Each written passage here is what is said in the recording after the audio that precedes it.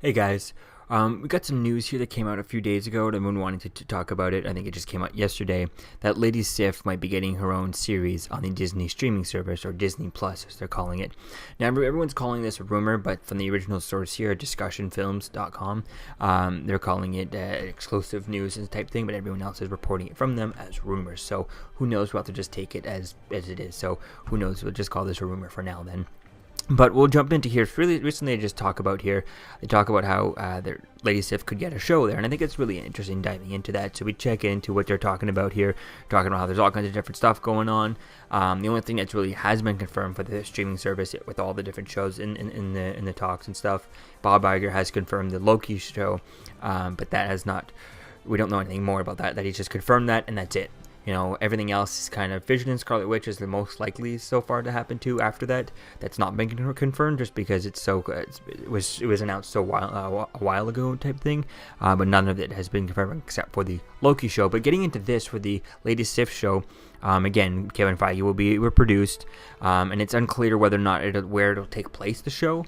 But it sounds like in regards to all of these Disney shows, so all the Disney Marvel Studios shows will receive a budget of around $100 million budget for 6 to 8 episode limited series. And I think this is really going to be interesting like that to see as to how things kind of go with this. Now, I think the idea of doing a Lady Sif show could be quite interesting, could be quite fun, especially to see as to what was she doing during Ragnarok, you know, since the last time we saw her back. I think the last time we saw her is in Thor: The Dark World. So if we pick up right from where we last saw her and find out, you know, what has she been doing? I think last time we saw her Thor: The Dark World, then after that we saw her in that one episode of Agents of S.H.I.E.L.D. So I think we have to pick up from there, and I think that's would be something really interesting to kind of pick up to see is where the character's been for all this time. And I think when they say limited series, I think that's kind of interesting like that, not saying that it's, you know, we're going to have a TV show based on them, just kind of here's 6 to 8 episodes about this.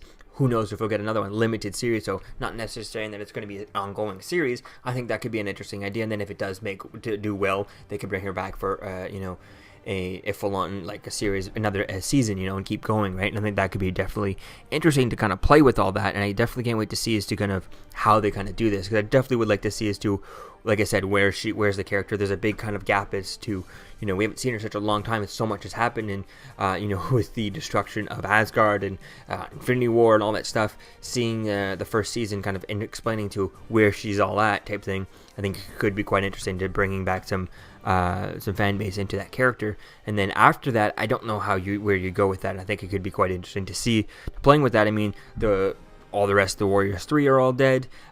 So I think if you make it a prequel to Thor Ragnarok, or just before the events of Thor Ragnarok, as to what she's doing during that, I think that could make sense. But then after that, I'm not really sure where you go with that. Where do you see it? Where is she? You know, I think it'd be quite interesting to kind of play with that, and then to see as to where things kind of go. So I think this could be quite interesting to see as to where things go with this. I think it could be quite an interesting idea to play with this character, and I definitely can't wait to see as to where things could go. And I've been saying this with this character, I'd love to have seen her, you know, as a recurring character on Agents of S.H.I.E.L.D. rather than just that one time for fun, for marketing of the movie, really, you know. So I think this was kind of interesting to see as to where things kind of go with this, but we'll have to wait and see as to where things go. But for now, we'll just take it as a rumor. Even though these guys are telling it as not a rumor, everyone else is reporting it from them as a rumor, so we'll just have to wait and see as to where things go. So let me think, guys, about this in the comments below, and if you want to read this whole article, have it linked in the description. And yeah, let me know what you think, guys, in the comments below, and I'll see you guys in the next video. Peace out, because I'll see you.